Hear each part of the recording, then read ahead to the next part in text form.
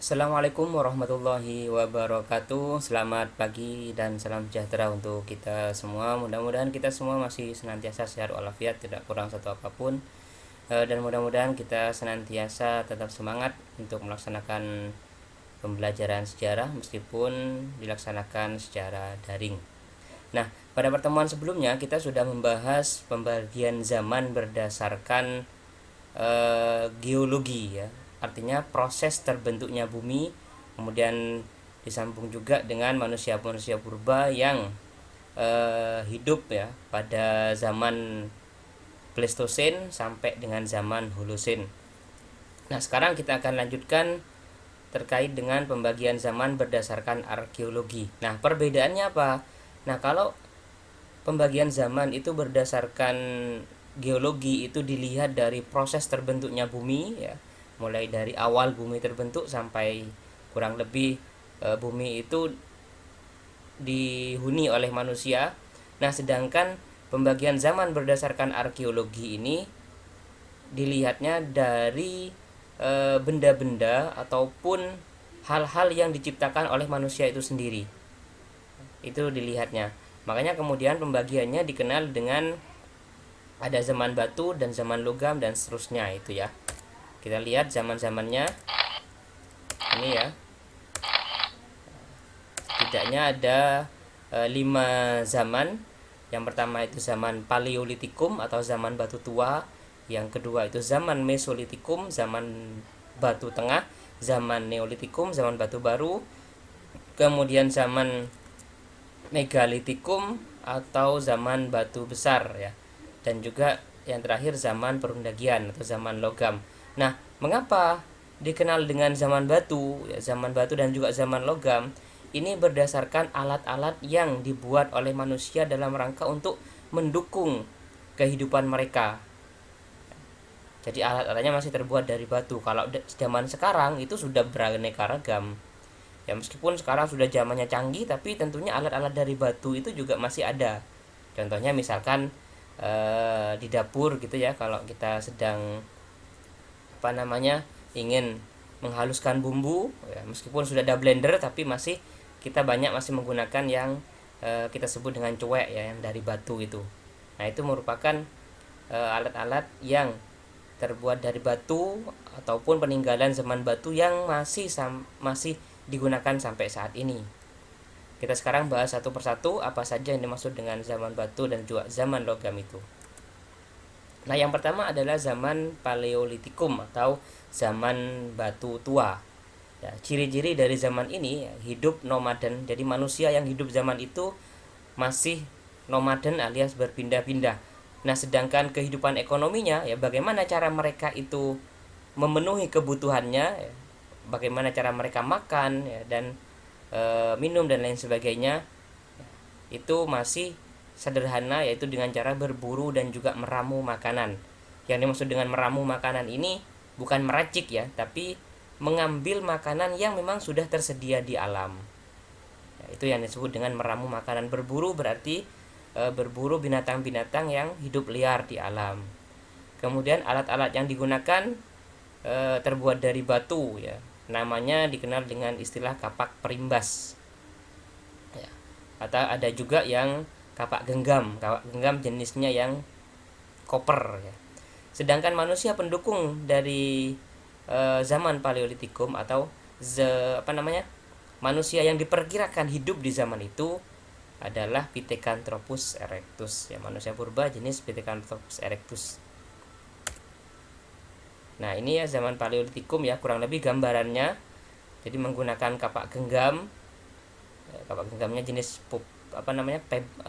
Cooper ya. Kapak genggam tampil kemudian menunjukkan tepi yang halus ya. Jadi kurang lebih seperti ini ya. Batu dihancurkan kemudian terbentuk runcing-runcing gitu. Kemudian itu yang digunakan sebagai alat untuk memotong, menggali dan lain sebagainya. Kemudian ini kurang lebih gambaran dari aktivitas berburu. Ini adalah alat-alatnya ya. Dari zaman Paleolitikum ini kita mengenal ada kebudayaan Ngandong dan juga ada kebudayaan Pacitan. Nah, yang kedua adalah zaman Mesolitikum. Zaman Mesolitikum berlangsung pada kala Holosin ya. Perkembangan kebudayaan berlangsung lebih cepat daripada zaman batu tua ya, semi sedenter ya. Kehidupan ekonomi berburu dan meramu makanan tingkat lanjut. Alat-alat yang digunakan berupa batu berjenis kapak genggam, jenisnya jenis pebble. Nah, ini kita lihat ya zaman Holosin ya. Zaman Holosin. Kalau yang sebelumnya itu masih Pleistosen. Itu yang berkaitan dengan geologi. Kalau kebudayaannya adalah zaman Mesolitikum. Ya samaannya seperti saat ini gitu ya. Saat ini kalau kita berbicara teknologi HP katakanlah ya, zamannya adalah zaman Android gitu kan, kurang lebih seperti itu. Untuk yang geologinya ya kita mengacu sekarang ada di tahun 2021, kurang lebih seperti itu ya. Jadi zaman Holosen untuk kebudayaannya disebut dengan Mesolitikum. Nah, manusia pendukungnya itu adalah Homo wajakensis dan juga Homo soloensis ya. Homo wajakensis dan Homo soloensis ini merupakan manusia-manusia yang sudah jenisnya lebih apa istilahnya, lebih modern daripada Pithecanthropus erectus ya. Kalau di zaman geologi itu Homo wajakensis dan Homo soloensis ini diperkirakan hidup di zaman Pleistosen atas, artinya peralihan dari Pleistosen ke Holosen seperti itu. Nah, kebudayaan dari Mesolitikum meliputi kebudayaan tulang sampung ya. Banyak ditemukan di Arbisaus hasil penelitian yang dilakukan oleh Van Steen Kevelen di Gua Lawa dekat Sampung, Ponorogo, Jawa Timur. Bersamaan dengan penemuan alat-alat dari Sampung ini ditemukan pula fosil manusia Melanesoid yang merupakan nenek moyang bangsa Papua dan juga bangsa Melanesia sekarang ya. Arbisaurus itu yang merupakan gua-gua tempat tinggal manusia purba zaman dulu. Nah, perhatikan peta ini ya, ini merupakan peta persebaran dari zaman Mesolitikum. Nah, hal-hal lain yang ditemukan di masa Mesolitikum adalah lukisan-lukisan yang ada di gua. Ya, di dalam gua tempat tinggal banyak dijumpai lukisan-lukisan di dindingnya yang menggambarkan kehidupan dan kepercayaan adanya kekuatan magis ya, seperti gua Lelang yang ada di Sulawesi Selatan. Kemudian terdapat cap tangan berwarna merah yang mengandung simbol kekuatan pelindung untuk mencegah dari roh jahat. Nah, dari situlah disimpulkan bahwa pada zaman manusia atau pada zaman Mesolitikum ini kebudayaannya adalah kebudayaan animisme dan juga dinamisme. Agamanya maksudnya Pak. Lukisan di gua ya, juga terdapat di Irian Jaya. Dan juga terdapat lukisan-lukisan binatang seperti kadal. Kemudian hal-hal lain yang berkaitan dengan Mesolitikum ini kebudayaan Toala ya. Ditemukan flake culture ya, itu yang merupakan batu-batu serpihan kecil, itu disebut dengan flakes. Kemudian ada kebudayaan kapak genggam ya, pebble culture, kapak genggam. Kemudian yang menarik di sini ya, juga ditemukan adanya kejoken Mondinger ini. Kejoken Mondinger itu merupakan sampah yang terbuat dari kerang ya, sampah-sampah kerang. Ini merupakan gambar lukisan-lukisan di dinding goa ya. Nah, sedangkan ini merupakan goa yang di sebelah kiri ini yang disebut dengan Arbisaurus, yaitu ya, goa tempat tinggal manusia purba. Sedangkan yang sebelah kanan itu gambar sampah-sampah kerang ya, yang disebut dengan kejoken Mondinger. Ya, kejoken Mondinger. Jadi diperkirakan manusia purba yang hidup saat itu ya, memakan kerang-kerangan, kemudian sisa atau kulit kerangnya itu dibuang sehingga menimbulkan tumpukan sampah dari kulit kerang.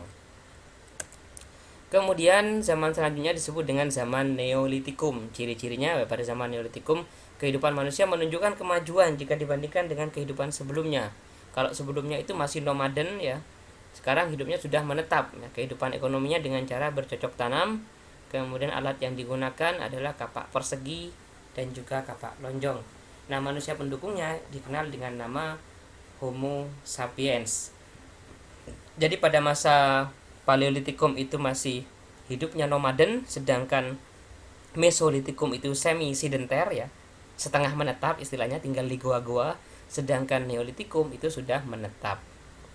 Kehidupan ekonominya yang awal itu berburu dan meramu sekarang sudah mulai bercocok tanam pada masa Neolitikum. Nah, ini gambarnya, gambar dari kapak lonjong ya, yang biasanya digunakan untuk menggali, sedangkan di bawahnya itu adalah gambar kapak persegi ya. Bentuknya mirip dengan pacul ya zaman sekarang. Ini merupakan peta persebaran dari kebudayaan kapak lonjong dan juga kapak genggam. Kemudian pada zaman itu juga ditemukan gerabah-gerabah ya, zaman Neolitikum sudah mulai ditemukan gerabah yang berasal dari tanah liat.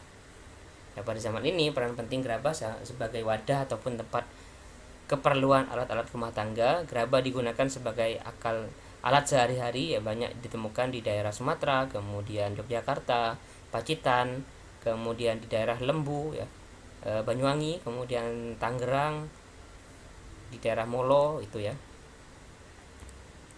Kemudian kita lanjutkan, ini gambaran dari zaman Neolitikum ya, sudah mulai bercocok tanam. Nah, selanjutnya adalah zaman Megalitikum ya. Zaman Megalitikum ini secara waktu hampir bersamaan dengan Neolitikum ya. Kenapa dibuat terpisah ya? Karena ciri dari penemuan-penemuannya atau peninggalan-peninggalannya itu berbeda ya. Kalau zaman Megalitikum itu dikenal dengan zaman batu besar ya, karena memang banyak batu-batu besar dari peninggalan ini. Nah, jenisnya seperti yang ada di samping kiri ya. Yang atas ini namanya menhir ya, tugu yang terbuat dari batu, ini namanya menhir. Kemudian yang sebelah kanan ini meja batu atau yang disebut dengan dolmen. Kemudian yang kiri bawah itu merupakan sarkofagus atau peti yang terbuat dari batu ya, disebut dengan sarkofagus. Nah, sedangkan yang sebelah kanan ini merupakan kubur batu ya. Jadi kuburan ini sebenarnya di keliling-kelilingnya ini tanah sebenarnya ya. Tanah ibaratnya gini, kita menggali kuburan gitu ya. Kita menggali kuburan, kemudian di samping kiri, samping kanan, kemudian depan belakang ya, itu dikasih batu. Nah, sehingga setelah digali hasilnya kurang lebih seperti gambar ini. Ya, setelah digali, maksudnya setelah digali zaman sekarang gitu, bukan zaman dulu. Nah, kemudian ada lagi yang disebut dengan waruga ya, waruga. Gambarnya seperti ini. Waruga itu hampir sama seperti sarkofagus fungsinya ya, penyimpanan mayat gitu. Cuman bentuknya aja persegi ya.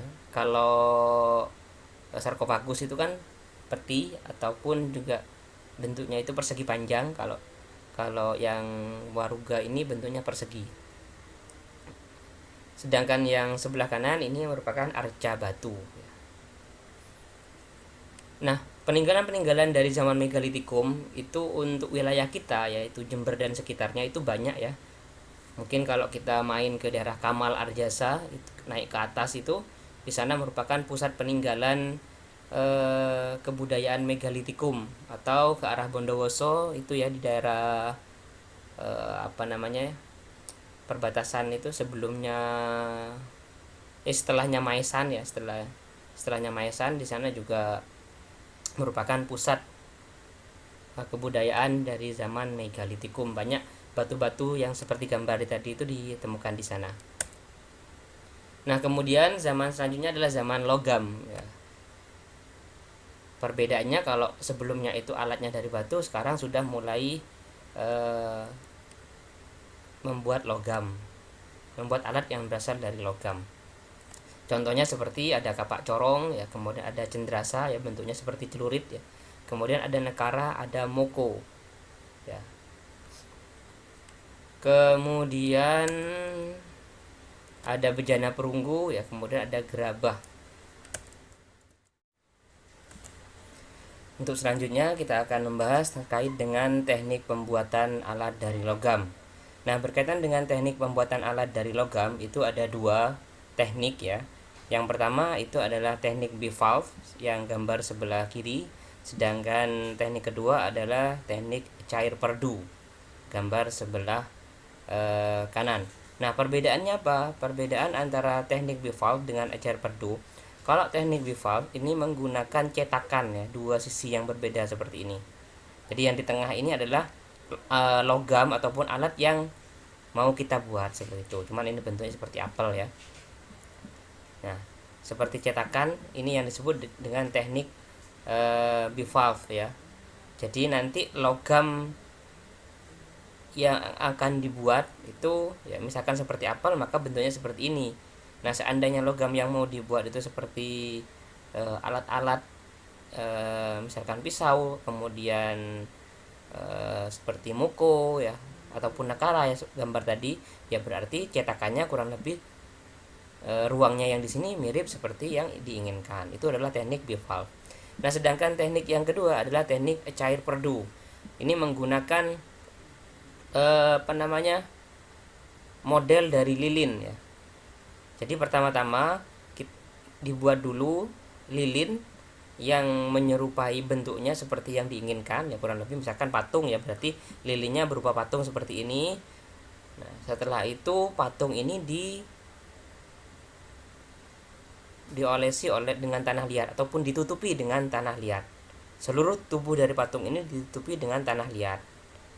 Ya, seperti ini kurang lebih gambarnya ya, gambar ketiga kemudian gambar keempat. Nah, setelah ditutupi dengan tanah liat ya, nanti di atasnya itu dikasih bolongan. Nanti logam yang diinginkan itu akan disiram ya, ataupun dimasukkan melalui lubang yang di atas. Nanti lilin yang ada di sini, di dalam tanah ini, tanah liat ini yang sudah dibuat bentuknya sama seperti ini otomatis nanti akan keluar lewat bawah, sehingga ruang-ruang yang awalnya tadi itu lilin akan diganti dengan logam. Nah, nanti tahapan selanjutnya adalah kurang lebih bentuknya kan seperti ini. Nah, ini adalah proses cair perdu ya. Bedanya kalau teknik bivalve itu cetakan, kalau teknik cair perdu itu menggunakan model yang terbuat dari lilin. Lilin ditutupi dengan tanah, nanti dilelehkan ataupun disiram dengan logam. Seperti itu. Itu adalah contoh pembuatan alat-alat dari logam. Ya, jadi itu dulu yang bisa kita bahas untuk materi pembagian zaman berdasarkan arkeologi ya. Kita ketemu lagi di materi selanjutnya. Sampai jumpa. Assalamualaikum warahmatullahi wabarakatuh.